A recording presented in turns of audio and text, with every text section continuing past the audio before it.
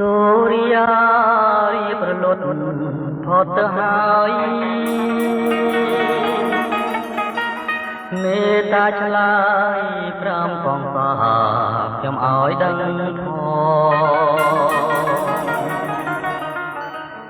សូរិយាទុំទៀបរៀបអត់សងពុតព្រះស្មីរលត់ចាចោលលោការស្មីពណ៌មាសពីអាកាស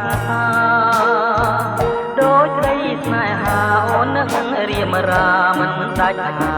ឡៃត្រមកពពកនឹកណប់ដល់ខាងស្រកាយវលាំងត្រួយហាងរតីភក្ត្រាបប្រឹម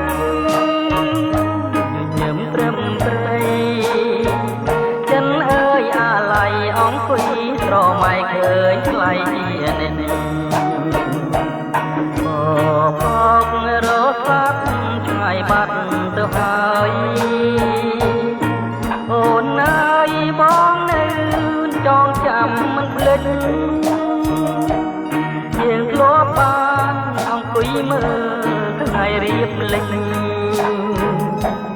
រស្មីពេជ្រចាំងរំលេចភក្តីជីវ៉ា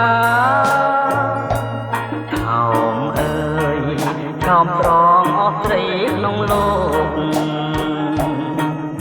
មិនងាយនឹងរកដូចអូនឡើយណាបងសូមផ្ដែផ្ដាំតាមសែងសូរិយាបើជួបស្នេហាសូមសូរិយាមេត្តាប្រាប់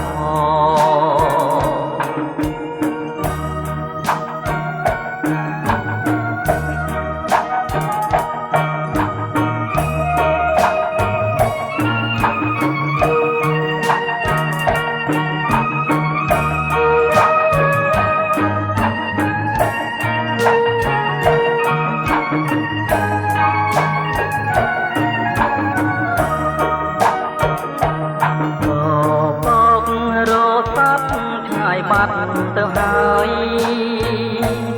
អូនអើយបងនៅចងចាំមិនភ្លេចយើងធ្លាប់បានអង្គុយមើលថ្ងៃរៀបលេចរស្មីពេជ្រចាំងរំលេចភក្តីជីវ៉ាឆោមអើយឆោមត្រង់អស់ស្រីក្នុងលោកមិនងាយនឹងរកដូចអូនឡើយ